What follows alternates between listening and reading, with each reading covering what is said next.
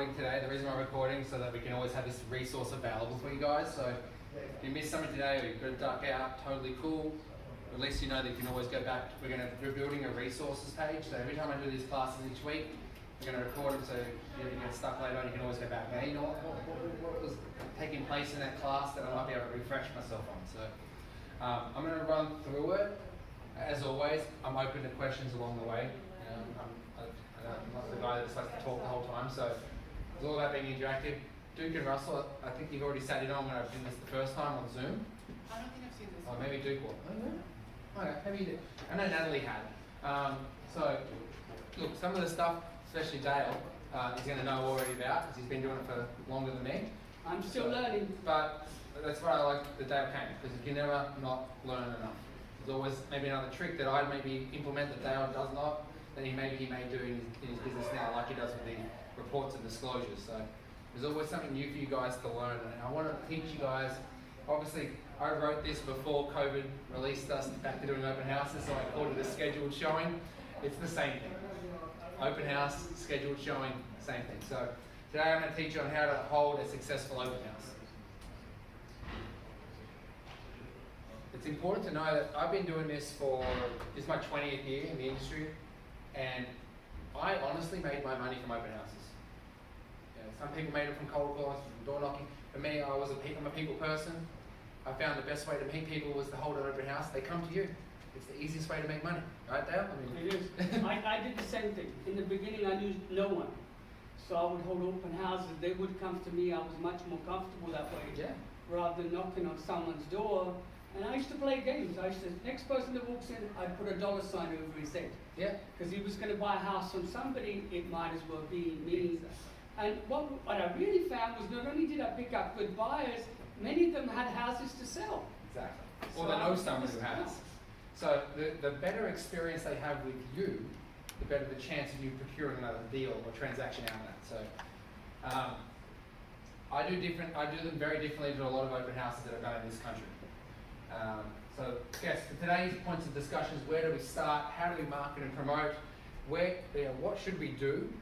A lot of questions I get from a lot of agents is, well, okay, you told us to hold an open house, but what do we actually do?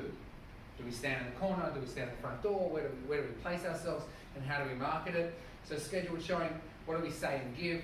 And then how do we follow up? So I mentioned a second ago I preferred open houses over door knocking and cold calling. It's always easy to door knock and cold call after an open house because you've got something to talk about or you've already met them, and it's a warm call. It's not a cold call or a cold knock. And if I see Dale on the weekend and I'm knocking on his house a couple of days later, he's going to go, "Hey Simon, good to see you. Hey, that open house, thanks for letting me come through." All of a sudden, that hurdle of relationship is already out the door and you're in. So very important. This is a great way to grow your brand and your business. So where do we start? It's a 5-day process for me.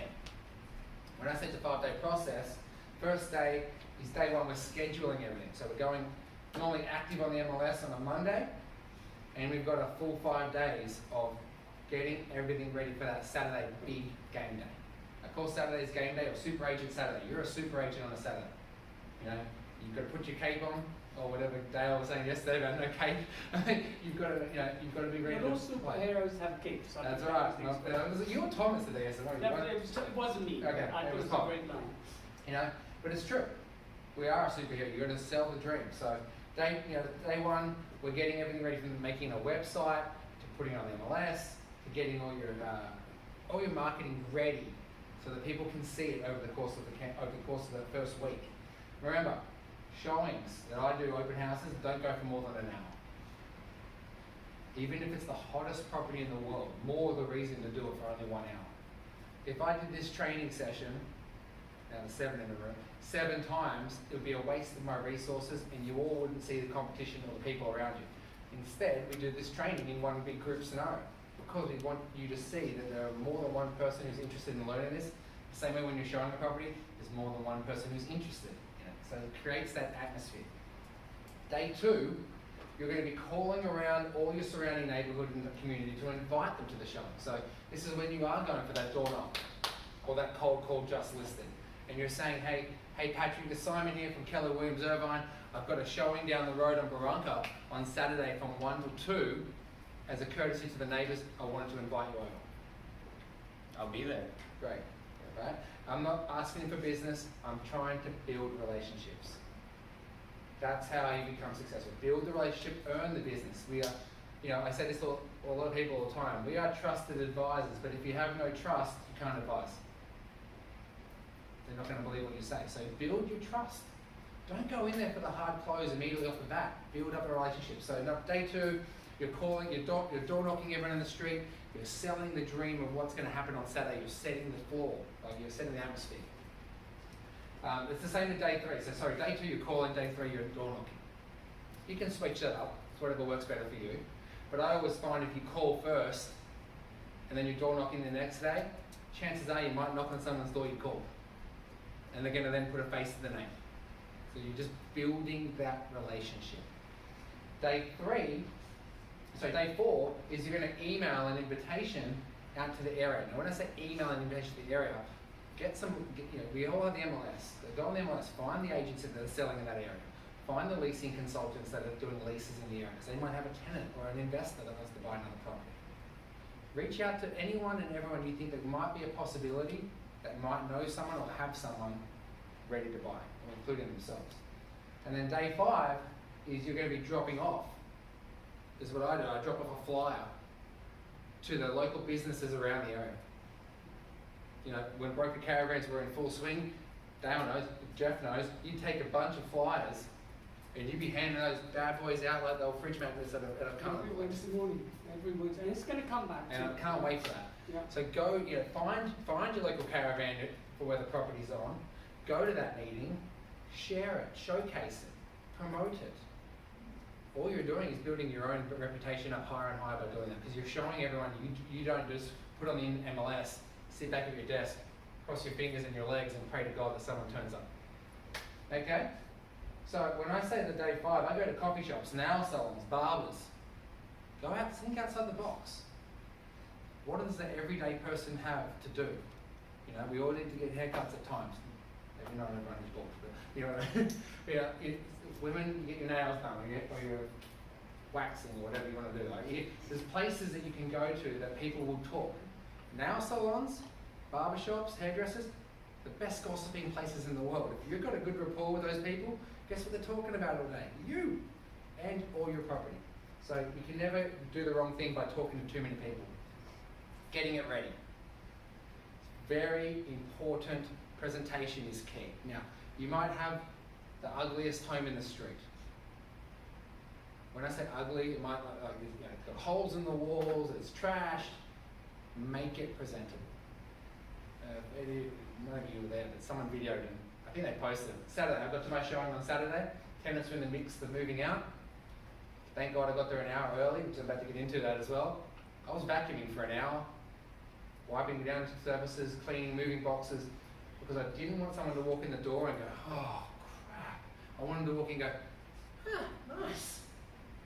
And the first thing you explain, I'm sorry the tenant's in the mix of moving, or I'm sorry this is the rented property, or I'm sorry the seller's doing it. Justify it, but as long as it's clean, walkable, and safe, make it presentable. There's a reason why we dress the way we dress. People perceive you as how you present yourself. Same with your property. Truth be told, that same property I'm talking about, Mona, you've been there. Mm-hmm. If you came with me today and you saw no furniture, you'd be shocked.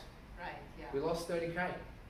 30K wiped off because now people can see the age of items because the furniture's not there. So I really recommend, if you can, it's within your budget, stage or present. Maybe if you've got some items at your home, you can put out like a rug or a chair, help fill the space. Put some music on, do whatever you've got to do. Make that place the most but the most amazing place someone's ever seen. So when they walk in, they fall in love. Same way they're going to fall in love with you, the way you present yourself and you have the knowledge. So clean up the property, organise the declutter. A lot of places, particularly condos, very cluttered. Now the hurdle with that is if you clutter a place, people don't feel as much room. A big thing is closets. If you go to a home, you're listing a home and the closet's bursting at the seams, tell them to clear half of it out. It's okay to put it in a box in the corner. It shows buyers that you're moving. But if the closet's busting at the seams, what does the buyer think? Not much storage here. So it's all about perception. Go out, paint. And it's not expensive to get a painter these days. And you don't have to get where they sand it all back and put 3 coats. It's the paint for sale. 1 lick for sale. If you have to do it yourself, I've done it plenty of times myself. Not the most enjoyable job, but think about presentation, guys. That's all I'm trying to say. I love this quote by the home is where you feel at home and are treated well. And if you treat people well, guess what they're going to be doing? Wanting to buy a home with you because you make them feel comfortable. I just threw that in next. I love that quote. It's just, you think about it, and I look at, you're all nodding when I said it. Like, it's because you start to feel that warmth. So stages. Stage 1, we're going to set the date. Right? If you're not going to do a midweek showing and you're just doing a Saturday, 1 hour. You know your area? Dale, what's the best time to show a property in Woodbridge on a Saturday? Oh, I used to between 1 and 4. Okay, so in that afternoon slot, right? And the reason is in the mornings, they're all taking their kids to soccer games, doing their errands, and we've tried them earlier, they just don't work. Yeah. 1 to 4, they're coming back from somewhere and they see us. Exactly. So that's always been the best. Exactly. If you are doing a midweek, maybe you do it after 3:30. They're picking the kids up from school. There's always good. So rely on having local knowledge. You've got to know what areas and what times. I know if I'm in Beverly Hills, I can't do a showing on a Saturday. I'm not trying to be racist or rude or religious reason. Jewish people don't come out on a Saturday. That's their Sabbath. They come on a Sunday. So you've got to know what area you're selling in, and you've got to really pick that right time. You might get it wrong a couple of times. Dale's just said it. We tried it in the morning, it didn't work. What did he do? He immediately shifted his business to doing it in the afternoons, and it's very successful. So think about when you can get that person through at the best time, when you're going to get the most activity. Most places in Orange County are after 12 o'clock, because they've got, like that, sports, church, errands, shopping, whatever it may be. They've got things on. Stage number 2 is you're going to upload to the MLS. You're also going to make a social media post. Social media is a great tool if utilised correctly, and it's very inexpensive. You can do a free campaign, or if you want to step it up, spend $5-10, you can target a specific crowd to invite to your showings. So think about how you can reach the extra people out there that you ordinarily wouldn't know how to. And it's social media, it's email blasting, it's just getting on the MLS and putting the open house straight in the MLS. Now we're now allowed to do that on the MLS. Before that little category was wiped out. Now it's back in. We can put properties back on the MLS, and it works really, really well. Preparing your marketing, getting your invitations ready. Go on Canva. There's thousands of free templates with invitations to a showing. There's thousands of free flyers. As long as you put the right branding in that relates to the company you're in and the location you're in, you're fine. Maybe, I don't know, does our office have templates for flyers? Yeah. I think you can go on KWR. Yeah, you go through command. I think you go through command, right, to get into that. Yeah, but everybody here has a passport. Yeah, right? it's all free, guys. It's free. We just got to find it. Sometimes we don't know what's there. Teaching, right? Yeah, Sky was Sky, that's why we have the luxury of having so many great resources in this office. From Dale to Diane to Sky to Mike Wooten to Jeff at the back there, who sometimes turns up and makes lunch when you're not available. But not very often, no, is what I've heard. I only joke. But think about your resources. Who can you ask for help for? This is a great office. We help each other out. So, if you're stuck, come and ask me or one of our other peers. We're here to help. Your call list. You want numbers to call around? That's where Jeff can help you out. Okay? Find out numbers. If you can't get numbers, get a map, print it off, highlight the streets you've done so you can keep a record of what streets you hit. I always recommend when you are doing those door knocking or cold calling, you hit somebody, send them a card. I have a subscription with AM cards. It's $30 a month, and I can send, I think, 90 cards a month. I can go in there, it's free, you can even put photos from their Facebook account, you can send them a card, it goes out without even thinking about it. AM cards. Great service. There's multiple companies that do the same thing. Alright, how do we market? Like I was talking, a little bit repetitive, but I just want to really emphasize these points. It's door knocking, invitations, social media posts, call lists, marketing flyers, individual landing page. Now that's a big thing that really kicked off in COVID. One thing that I saw came out of COVID was a lot more virtual tours, Matterports, basically the virtual experience. because a lot of people weren't allowed, we weren't allowed, or they were scared to come out. So, you know, for me, I do a Matterport on every property I do, even if it's the ugliest, horriblest home in the street. Unless it's a development that's knocked down and it's just raw dirt, I'm getting a Matterport at every one of them. It's quite inexpensive these days, thanks to the amount of competition that's out there. I then make a landing page. I then go onto a company called AdWorks, which you can also do with Google Pay-Per-Click, and you can have it on a search engine so that people can find your landing page. Now, as a guy I use for my landing page, Dale might know, his name's Laith. I met him at the Broker Caravan online last year. What's his name? Laith Mawani. And he makes my landing pages for me. Costs me $100 each one, and he makes it so it's got a registration form when they click into it. So they can't get into the property without giving me their name, number, email address, and it immediately gets emailed to me. So if you're online, Russell, and you're clicking on my property on Barranca Avenue Parkway, hey Russell, it's Simon here from Keller Williams. I noticed you're looking online right now at my property on Barranca. I wanted to offer you a private showing. Or I want to invite you to come and get the real experience as opposed to the virtual experience. So there are multiple ways to get leads. The big thing about the MLS that I see as a problem is it asks for so many questions. There's not many really questions left for them to ask you, so they're not going to call you. I'm the less is more guy. Don't give them everything. Then they don't need you. That was another lesson I learned the hard way. I'd give out all the information, then they call their friend the agent. Yep. So I give as little as I have to just to pique their interest. Yeah. You know, I put properties online. I don't do more than 10 photos. I don't want them to see the whole house. The Matterport that shows them that, and I'm even sometimes reluctant to do that because I love Matterport. And I don't want them to see everything. I want them to come to the house and oh, I didn't know it had that. Oh, oh wow, okay, that's great. Give them something to be excited about rather than disappointed that they've already seen it all. So individual landing page is a big hit for us in the last 12 months. It's really been successful for me. And then AdWorks and Google Pay-Per-Click. Now, there are multiple packages you can choose. You can spend a lot of money, you can do it quite cost effectively.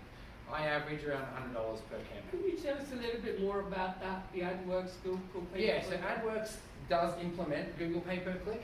It goes through multiple websites. They use over 1,000 websites where you're searching, that property is going to come up on the side.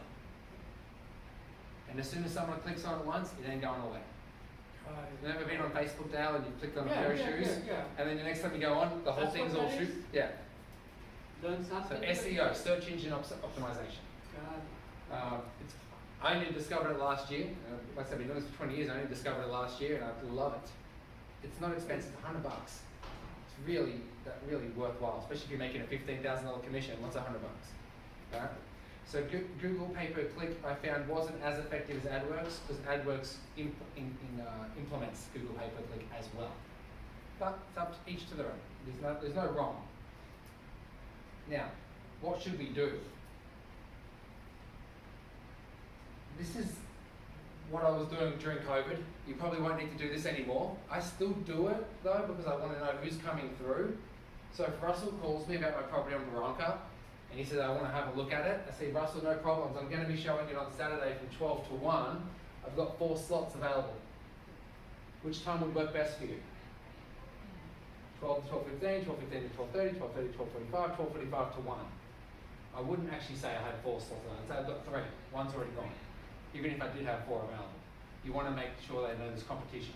Now, in this market right now, we're back in open houses. You don't really need to do this. I just do it because I like to know who's coming. Yeah, it's a great tool now. The greatest thing that's happened with COVID is now we have to register everyone's names, numbers, and emails. I've been doing that my whole life. And it's been a hurdle to try and get people to give that information up. Now, it's the law. Sorry. You have to give it. So, they send through a PED or a PSI form you can have with you on the site. So when you're at the house, you have to pick your PSI form. They have to put their name, their number, their email, and sign, and you put the time they came in. The reason for that, if you guys don't know, is so if someone does get coronavirus or some type of illness, you can contact everyone that came through to alert them. So if someone questions you, why do I have to do this? It's for your safety, for your health. Excuse me, is this different than the showing time that is on MLS? I don't like you. I will never use showing time. As long as they're owned by Zillow, I would never. Yeah. This is for the general public. Showing time is for agents. Yeah, showing time is only for agents to access. But I don't like using Showing Time, it's owned by Zillow. Zillow's going to take all your information. Right. So, Yeah, I'm seeing more and more agents saying, do not contact me through Showing Time. Yeah. Which shocks me, you actually have to physically, like the old ones, Oh, or actually. text the agent or call them. Yeah. And I didn't realize, now I understand that's probably the reason. Zillow will then resell it back to you. Oh, They're our opposition, they're another brokerage. Yeah. They were originally our allies to help us get more business. They flipped on us and now they're trying to get our business and resell it to their own exclusive clients, which they're doing. So this was just for me to, I had a spreadsheet on Excel. I'd put the time, the name, the number, the email, the agent's details if they had any, and then if I'd received their P. So when they came to the open house, I'd have my computer or I'd have a printout of what I had, and I'd, oh yeah, Dale Chima, you've got your P, tick. Here's a flyer, come on in. It also makes you look very professional. You're running a business. So people will respect you that way. Don't do this. Make it a bit more flashy than that. I do this. I love this photo. It makes me laugh. Like grand opening. What's the grand opening for? Probably like a Persian rug sales. It's going out of business. I've got a guy living around the corner from me. Been going out of business for 30 years. But think about the reason why I keep this photo is I want you to know, like, you've got to go out there. You've got to put balloons, flags, banners, marketing material. Get it out there. I want everyone to know when you're holding the showing, this is an event. Think about every one of your A-frames. You guys want to know what an A-frame is, the directionals for the open house? That's a free agent that works for you. It's got your name, your number, your DRE number, and information about how to find you. There's an arrow. Someone working for you for free. It's one-time payment. Unless you get a fine from the HOA. But think about, obviously, abide by your local HOA restrictions and laws. But think about how can you make this an event. It's for 1 hour only. Get there an hour earlier. Set up. Get it ready. Put the music on. Put some scented candles on. Clean up. Blow the. I've got a blower in my back of my car every day. So every time you get to a house, I blow the front couple of steps. So when they come in, you want them to feel special. I get very passionate about this because I feel a lot of agents don't do any of it. So think about how can you be that point of difference when they're comparing you to other agents or their own. I was just going to add to that. It's funny, we were on the call this morning with the head of KW Luxury, and he talks about making it the Ritz-Carlton experience. Yeah. Exactly that. And it stays with me. And we had the regional director come last. Yeah, Colette. Colette came, and I'm not sure if you would. She said, I felt when I came to the Irvine office, it was like coming to the Ritz-Carlton. And that's really what you're saying. The Is that every experience. open house, it's all about the experience. If someone walks in and they feel at home, like the Dalai Lama said, home is where you feel like loved. If you can feel the love, they're going to love the home. Whether they're an investor or a homeowner occupier, they're going to feel that love. And even investors love to know that they like the homes they buy. It's the bonus if the numbers stack up. At the moment, yes. I want to share, Dale had a beautiful house, Lakeview house in Yale, 2 years ago, right? That was, I got a chance to open house 2 times over. And the first time that I took some dough for the cookie that I made it ready in the oven, even people when they came in with the candle in the restaurants, I just felt people, they like to stay there more. And that gives Because they're comfortable. chance to talk more with them and get the. I'm always if I see someone who wants to sit on the couch, sit on the couch. I see a kid running through the house looking for their bedroom, go find your bedroom. Because if a kid comes out saying, "Oh, mummy, that's my bedroom," you're in. That's a sale. Like that kid's gonna kick, scream, pull, shout, do whatever they can because they want that bedroom. Because maybe there's a kid's toy in there already. They want to have that same toy. It's all about the experience. I actually bought a house that way. I had 2 daughters, but we were living in a 3-bedroom, and they shared a house. And we went to look at this house, and my younger one said, "I don't want to share a bedroom with her. I want this bedroom," and it was downstairs. And that was part of the decision-making process because they were 8 and 9, and they were fighting with each other all the time. And I thought it'd be nice if they were on different Yeah. floors. And we ended up buying the house, but the initial it came from because my daughter said, "I want my own bedroom." There you go. So it does work. Absolutely. Yeah, I didn't just make this up for the presentation. Dale's living proof. Diane's living proof. Mona's living proof. I'm living proof. This has been going on for a long time, but it's forgotten about. In this market particularly, a lot of agents don't care. They just open the door. They don't even open the door. They put a lockbox on the door. You don't even see them. The experience. Imagine going to a house and there's a lockbox. You're with your agent as the buyer, and the lights are all off. The doors are closed. The blinds are closed. What happens when you walk in the front step? Oh, doesn't have that same feeling. Imagine if it was an open showing, agent's been there for an hour before, opened all the windows, the blinds open, the floors are nice and clean, lights are on, fireplace is on, cookie dough smell, whatever it may be. The experience is going to be so much more overwhelming, and you're going to have a great response. So, Sorry. what do we say? What do we give? Mona, any question? No, I just wanted to add one of the things that I just, in open house, I got it. The houses between 2 bedrooms to 3 bedrooms, mostly the people they come to see, they have small kids, 2, 1, 2 kids. And I made some, I asked for a small bottle of the water with the kids, what they call Cartoon characters or labels, something? yeah, and also candy. Yeah.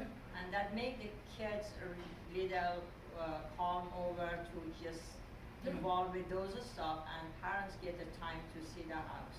I'm not a big fan of putting a big smorgasbord of food, but water and little things that someone like a mint or a candy-free chocolate, that's fine. But you're only there for 1 hour with my showings. I'm not there to. Have you always only done 1 hour open houses? I used to do 45 minutes, Oh my God. 7 in one day. They're always 3 hours. Every Saturday I do. Yeah, I do 4 hours actually. Yeah. Yeah. I do 1 to 5. I always do 7 open houses in one day on a Saturday. Every Saturday, 7 open houses. Wow. 10 to 10:45, 11 to 11:45, 12 to 12:45, 1 to 1:45, 2 to 2:45, 3 to 3:45, 4 to 4:45. And then I go back to my house, back to my office, and do this. And you handle that one, I saw it With very no- well with your team. Yeah. You handle it, yeah. But when I used to do those 7, I had no team. I was on my own. No assistants, no team, nothing. You're done. By the end of the day, you're finished, because the day doesn't finish after your open houses. I'd go back to my office and I'd call every person I met that day on the same day while they're still hot. Think about that. Dale's come through my house from 10 to 10:45. More than likely, this is a little secret here, and Dale will, I'm pretty sure you can attest to this. What do you think, Dale? And I said, what do you think the chances are, if you're doing 3 open houses in one day in Woodbridge, what do you think the chances are of seeing the same buyer more than one time? Very likely. Right. Very likely. What do you think their perception of you is going to be if they see you more than one You're time? the man. You're the man. Now, there's more than 2 properties in Woodbridge, right? I put up so many open house signs for the same reason. Because I want, wherever, on every corner, I want them to see my sign with Yeah. my name on it. Saturation. Yeah. Saturation. Perception is everything. There's a lot of psychology in what we do. Alright? Duke might have 1 open house in Woodbridge, you've got 3. I'm our buyer. I'm going to see you probably once or twice, maybe even a 3rd time. There's no offense to you, Duke, I'm just using it as an example. I might have had a great experience with you, but in the back of my mind, I'm a seller as well. I'm thinking, I want that guy because he's got market share. He knows the market that I'm in. The expression I've had over and over is, you're everywhere. Yeah. And that's what I love to hear. Yeah, but that didn't come overnight. No, It came from you working, consistency. So for me, I would do my calls at the end of my showings the same day. Reason being, most agents wait till a Monday. I'm in escrow Monday morning. So when those agents are calling those buyers back and they say, well, we're already in escrow, they're like scratching their head, how the hell did that happen? Because I wanted to have a Sunday off. That was my one day for my family and me. So if I knew I could get all my calls done that afternoon after my showings, I could take Sunday off. It's really important in my business that I call everyone within 24 hours of meeting them. If you don't call them within 24 hours, the likelihood of them going from hot to cold is very, very high. They're going to go down, down, down, down, down. They're going to forget about you. They maybe had dinner, they've gone out somewhere the next day, you're calling them 2 days later, you're gone. If I call you the same day, hey Dale, you came to my home this morning, oh yeah, And I saw you at 2 o'clock as well, yeah. You're on the board. Yeah, it's a crazy day. So again, it's just reiterating the fact that you are in the business. That's a Diane line. I stole that one from you. You are in the business. Are you in the business or are you the business? So call them all. You're going to have a much better response. You're going to be able to add everyone to your database that day. And if you're running a CRM like Command, you can immediately put everyone you met that day on the drip campaign. From buyers to sellers to agents. So really important that you do that call. And for me, I just make 4 questions when I call someone. Diane, came through my home on 123 Barranca Parkway. Did you like the house? Yes or no? I did. Cool, you liked it. And what did you like about it? I like the open floor plan. Yeah? Yeah. The floor plan's great. I Yeah, love the floor it plan is, as well. yeah. Always repeat back their answer. Shows them you're listening. Mm. Rather than sound like a robot. To the next Repeat and question. approve, repeat and approve. Repeat and approve, right? Mm. What didn't you like about it? You know, the color of the paint, you know, I wasn't really crazy about that, but, you know, I suppose that can be changed. It's an easy fix, but I agree. It's not to everyone's taste. Yeah, That that's yellow pretty wall in the specific, kitchen is a yeah, bit weird, yeah, right? Yeah. And finally, I know we're asking $1 million on the market. What do you think on par? What would you pay for it? You know, I think you were pretty on target with price. I mean, you Would know, you be it's interested in comparable. writing an offer at that price if you could get it for that price? I mean, I wouldn't mind paying a little less for it, but it's in my top 3 right now, yeah. I noticed you came through without an agent today. Do you Yeah. need any help with writing that offer? I'm not working with a specific agent right now. Great. Okay. So I hear what you're saying. You love the floor plan. You don't like that yellow wall in the kitchen there. Yeah. You paint close to them. If you can get it for you a little bit cheaper, obviously working with me, the listing agent, a little bit of room for negotiating, Sure. massaging the deal. I'd love to help you. So how about I write something up and we'll get it moving? I don't mind talking about it. Yeah, you wanna, you know, there's a couple others I'm looking at as well. Okay. But How does this I compare to those? I'm gonna say that it's, they're all pretty comparable, you know, I'm down to making a decision between the 3. So would you be disappointed if you lost this one? Yeah, you know, it's in my running, for sure. It is.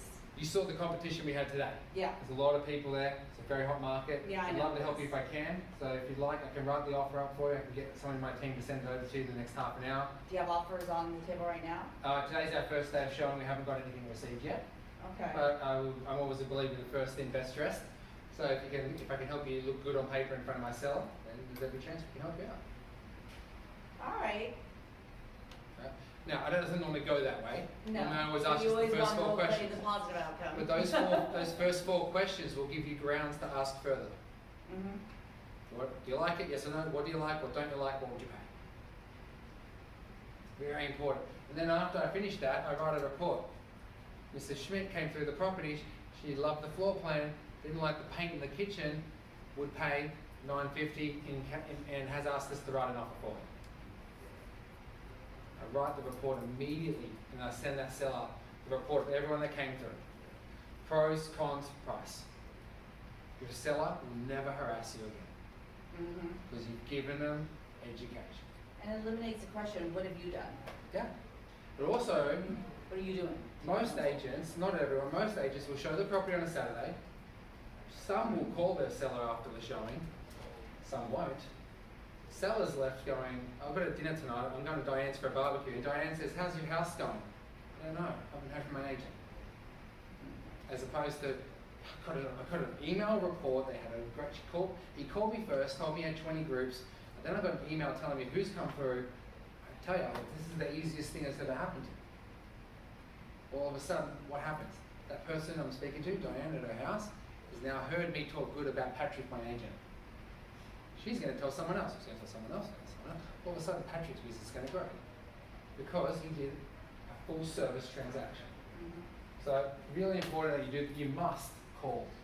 A lot of agents, especially in this market, are not calling because there's so much business coming in.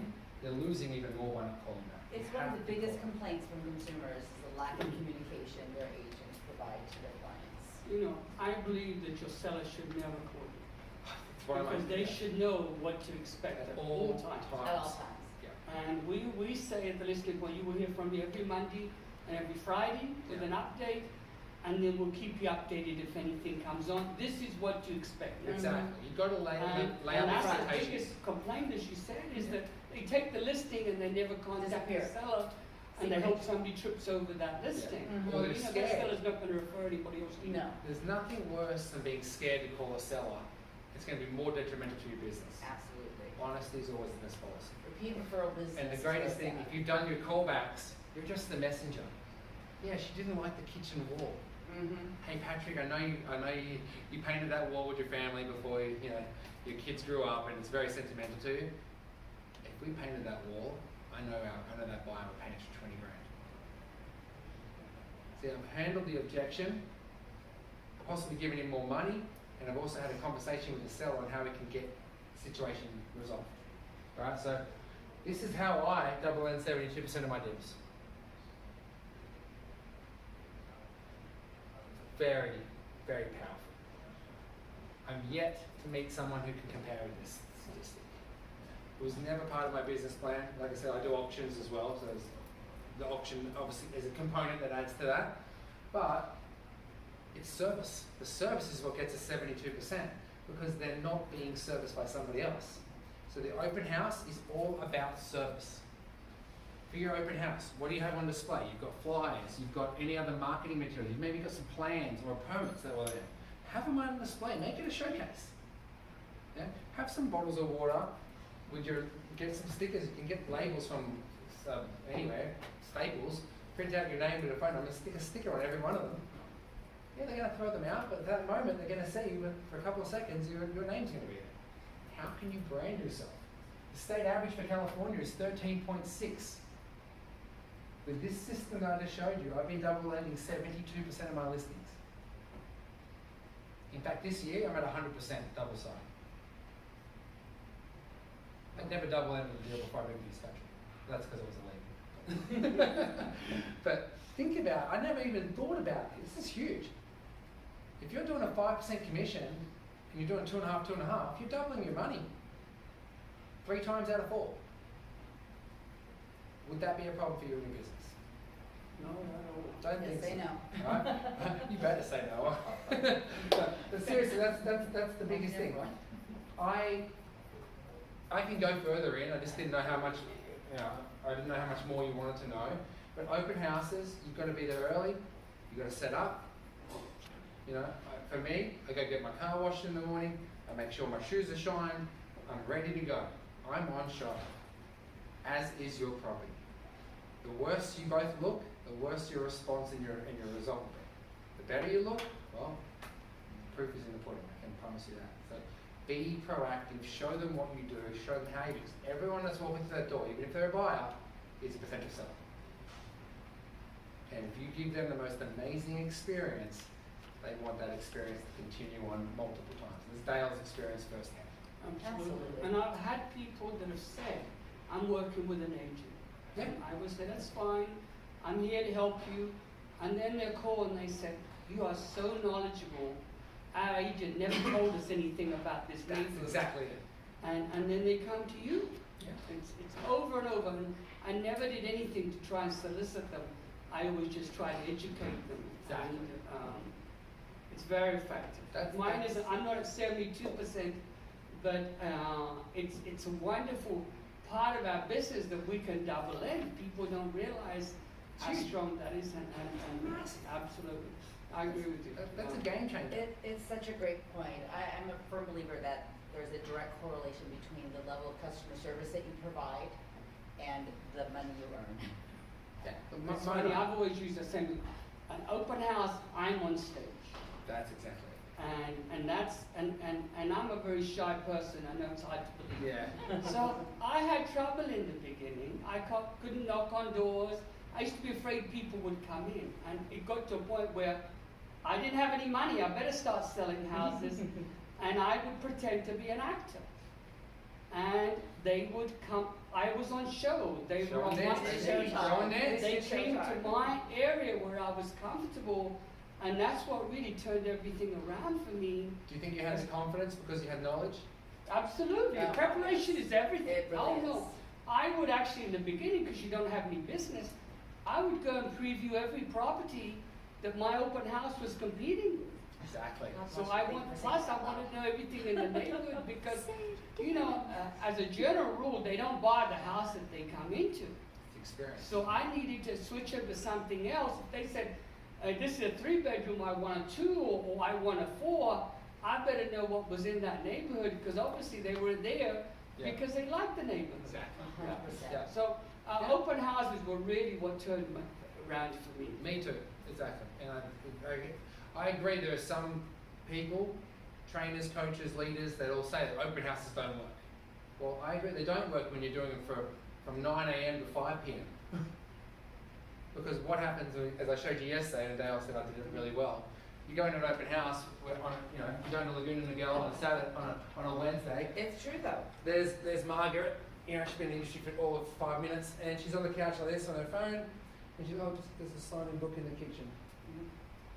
And she's texting on social media. Open house is so quiet. It's, by its Doesn't give you nature, an time. open house is a passive activity. It's up to you to turn it into a Correct. proactive activity. Mona, you came out to one of my showings last Wednesday. Yeah. Now, I had the luxury of having assistants, which was a great benefit, which helped us because I was doing the class here. But you saw we had a line of people out the door. Yeah, and That's one thing I didn't touch on here. I don't let everyone in at once. Have you guys been to a nightclub? Maybe back in the day, maybe right now. I remember Yeah. standing in line for hours. Exactly. I know that And you too. get in and there's no one inside. But you get in and there's no one inside. I was never one of those. I was had to wait 2 hours. That's okay. We've all been there. I used to do security when I was younger. Yeah. They I never had that down. They would train. I used to do security for the football games, and they would train us that don't let all the crowd in at once. Stage it. Why? I could never. Why? Perception. Because we want people driving past to see a line of people looking to get in. It's free marketing. And every one of the neighbours in that community you came to last week, Mona, what's going on here? You're blocking up our driveway. You've got people lined up around the corner. Well, we're doing our open house. We're selling the dream. You're positive. You're happy. You're the happiest person in the world. I say, when you have a 1 hour open house, forget any issues that are going on in your life. 1 hour power. You're the happiest person in the world. Nothing is going to upset you. Because if you come on inside. Come on inside. As opposed to, hey, welcome. I'd love to show you through the house. Let's go. Energy For the sells. whole You smiled when I said the second one. You didn't smile. Smile. Energy It's a smile. enthusiasm. It's your body language. I get quite animated, as you guys may notice. But I exactly what Dale said. I've never told anyone this. Exactly like an actor. I used to think I'm an actor. I'm going on stage. You guys might not believe this either. I actually suffer from stage fright. I feed off the energy of the people around me. That's why I always ask you guys questions, because it gives me the confidence. I can't just stand in front of people and talk. It's boring for me. But same with an open house. You saw me, Mona. I never stood still the whole time. I don't just stand at the door like this, but I'm also not breathing down the neck. There's nothing worse than an agent that's breathing down the neck of someone. They're trying to enjoy the house. Let them enjoy the house. So, And one of the things, I'm sorry, that I really enjoyed the way that you were talking to the people and explained the house. You brought for every visitor, brought all the documents in your hand and just went through the document. And this is really important because people, they say something evident over and it's real. yeah. Yeah, I had my disclosures all out. I had my NHD, my prelim, HOA, CCNRs, I had home inspection, termite report, and I had anything else, like seller's disclosures was there as well, and I had it all out on display. So everyone that walked in, I said, look, we've already done this, we've done this, we've done this, we've done this, we've done this. You're welcome to have a look at it, and please enjoy the home. If you have any questions, I'm going to be right here, ready to help you out. And then you sort of follow them a little bit, but and make sure you check out that wall. Make sure you check out this little trick there. Right, you've got to sell the house. Anyone can sell a property, not everyone can sell it for a premium price. And that premium price is what's going to get you another listing, from my experience. Everyone says knee-jerk reaction. Dale, how many times have you been to Nordstrom's, you're walking through and someone says, hey, can I help you, sir? What do you say back? Yes, thank you. Let me take a look around. Yeah, I'm just looking. I hate it when people are over my shoulder. Exactly. And I always respect the person that says, no problem, but I'm here. Yeah. And that's kind of how I do my open house Yeah. on that Nordstrom Don't pressure. concept. Yep. The other thing I was going to say, I learned this over time in my listing appointment, and it goes to what you said, is many times you tell a seller, you know, Mr. Seller, I have to sell your house twice. And they go, really? I said, yeah. First, I have to sell it to the agents, then the agents sell it to the public. Correct. And a broker caravan, that's what I used to do. I used to sell the house to the agents. Yeah, I watched you do So that was always a great line to a seller, because most agents most sellers don't realize that. And they said, I never looked at it. Okay, you know, so it was just one more line that's been very That was a huge effective hurdle for for me because I came from a country where there was no buyer agents. You always dealt directly with the buyer. So when I came here, that was a huge hurdle for me. What do you mean I got to sell it twice? In England, it's the What do you same. mean I got to? Yeah. No, I just want to talk to the buyer. Oh, you can't. It's illegal. How am I supposed to sell the damn thing? I have to learn. And this is where I learned, is by giving information, and good information, factual, then it makes the job of the buying agent even easier to translate to the seller, to the buyer. As long as you give them the right information, it gives them confidence. Back to my point though about Nordstrom's, you go to an open house, you ask the buyer, are you working with somebody? What do they immediately say? Oh yeah, I've got an agent. It's the best way for someone to leave you alone. But just like we just discussed with Dale, if you service them, Russell, you came to my showing, I'm ringing you back, I'm asking you your feedback, and then I'm giving you the feedback from other people, and I'm giving you information about maybe something else that's on the market. I've never said once, do you want to work with me? But you might hang up that phone and go, my agent, John, never called me once. He didn't even come with me to the showing. He didn't put me on anything. I found it on Zillow. I'm very similar to that, because I do it at the open house. I go, oh, well, that's great, that's great. Have you seen that house? Have you seen the house? Did you know? So Yeah. all of a sudden you're giving them information that they didn't have. Yeah. By the time they leave, they think, wow, this guy really knows this area. My agent never told me. And at no time did I ever say, I would like to work with you. Exactly. They ask you. And They ask, hey Dale, I'm really not happy with my agent. Could you help us? And they'll leave and they'll call later. You know, I've been thinking, you really know that area. My agent never told.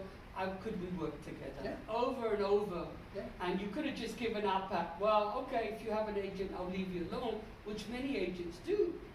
But it was never from, I'm trying to solicit that buyer. It was, let me share more. When you come from a place of giving, people really appreciate that. Absolutely. Pay before you go. Pay before you go. You know, you're going to see more of that with Redfin and Zillow because, I mean, that open house Mona came through on the Saturday.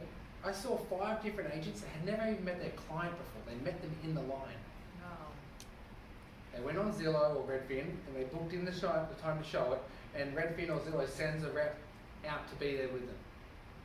They had no knowledge because they're California agents. They're not Aliso agents. They're not Irvine agents. They're California. They don't have enough knowledge. It's their fault. They're too widespread, right? Now, Dale might not know much about San Clemente, but I can guarantee you, Woodbridge, I don't know a guy that knows more about it. No pressure. No pressure. No, it wasn't. Maybe you do know about San Clemente, but you know the point I'm trying to make is No, I know what you're saying. No. know your market because that's what's going to give you business. So, to go big, you got to go small first. We always say that. Diane and I have been saying that for many years. You got to go small before you can go big. Look at every successful real estate agent in the world. They all work within a 3-mile radius. Why? There's enough business. Don't need any more. I was in Sydney. Different demographic. It's much more of an urban culture. I only worked 2 streets, and if I couldn't walk to my listings, I wouldn't take them. I'd refer it. Because if I wasn't seen in my neighborhood that I'd conquered, I lost business. I was exactly the same. I worked 146 stacked condos. Yeah. From 80,000 to 100. Yeah. And I wanted to sell $300,000 homes in Turtle Rock. I wouldn't have had a chance with those people because they were much more experienced. I had to learn with those little condos, perfect my business, and then I spread out Exactly. accordingly. Yeah. Had I done that in the beginning, I'd have probably been out of business. Like you told me, you used to do West Park as well. Yeah. And you cut out West Park. Why? Because it made better sense. I was getting more business here, and we're all in business. If we're doing something and it's not working, you have to decide, am I going to keep putting more money into that business, or can I go somewhere else to spend my dollars more effectively? And that's why I made the decision to concentrate fully on Woodbridge because I was getting more. So to go big, you went small. Yeah, absolutely. I And look had at that a lot of money look how that invested. turned out. But we're all run a business, and we have to remember that. Where am I going to get the best bang for my money? Exactly. And that was it. And I do that over and over. I mean, I analyze my business. Okay, this is working. This is not working. If it's not working, don't spend more money on it. It's hard. Like, you guys know me, I've stretched myself really thin. That's why I have a team to help me buffer those things. But when I was on my own, I couldn't go anymore. Like, if you're operating in your business only, focus on your business only and make it a very direct location. I'm just fortunate I've got reps in other locations that can assist me. Otherwise, there's no way I'll be able to go from West Hollywood to No. San Diego. I don't even know how I'm doing a showing on the Sunday. I've got to be in La Jolla and West Hollywood on the same day. I don't know how I'm going to make that. I need to borrow your helicopter. but you know, maybe First American Title can fly me out there. Under the radar. There you go. Sorry, Russ, but I don't watch. No, but like, really, you guys are not trying to pump up Dale, but I'm being honest. Like, this guy's a legend. He's conquered what we all need to do, and I mean that. Like, I have a lot of respect for you, Dale, because you've showed me, you've told me, and I've seen it. Not just you constantly telling me. I've actually seen it. You are respected in this area, and it does come from doing an open house that works. But the open house allowed him to have knowledge of an area, give education to other people, which gave him confidence, allowed him to convict, and he got the results. Yeah. You guys go upstairs, you'll see my banners. It's the same thing. Education leads to knowledge. Sorry, not education to knowledge. Knowledge leads to confidence. Confidence leads to conviction, and conviction leads to results. You can't skip one. You've got to know them all. Same with an open house. You hold a good open house, you have people come through, you have dialogue, chances are they're going to talk to each other, especially if they're waiting in the line out the front. But what are you looking at today? How many have you seen? Some people are not going to want to talk to you, some people are going to just give you it all. Some agents are going to want to help you out even in the line. They might even try and find someone who's going to do that. But as long as you create that atmosphere, you'll be exceptionally successful. Open house Just is add about one more thing I wanted to say is I love the questions that you ask, because if you ask questions, you control that conversation. Yes, you do. And the better you get at asking questions, the more successful you become. Yeah, especially if you know the questions you're going to ask ahead of time. Yeah. You can pretty much know what the answers are going to be, so you've already got an objection handler ready to go. You know, Diane doesn't like the yellow paint in the kitchen. Yeah. Well, when I'm calling Patrick the seller, hey Patrick, remember that conversation we had when I first met you about the paint? It might be a hurdle for some people. I don't want to say I jinxed it, man, but we've already had that conversation, and maybe it might be worthwhile just getting a quick lick of white paint on that That's right. wall. Could be a big difference for you. Like Dale said, lay out your expectations from the get-go. It's all smooth sailing.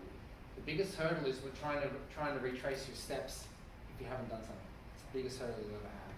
Be prepared. So just get out there, talk to people, but the best way to do it, I mean, truth be told, we started these showings, 2 weeks ago now, the governments are now allowing us to do showings again.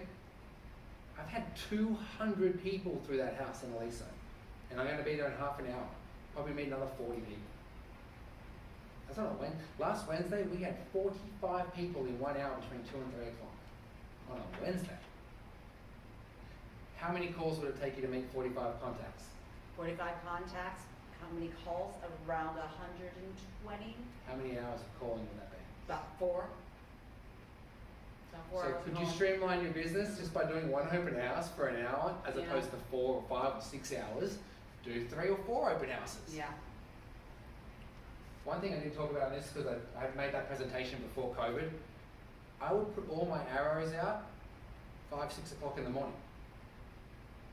And I'd have on there a little thing I'd laminate saying the time and the address so that people didn't disturb the owner or the tenant. It's very important. I'd even put one out the front of the house saying open house from this time. Piece of white paper, and I've got a laminator on top. If you need to borrow my laminator, come and borrow it. Like, not a problem.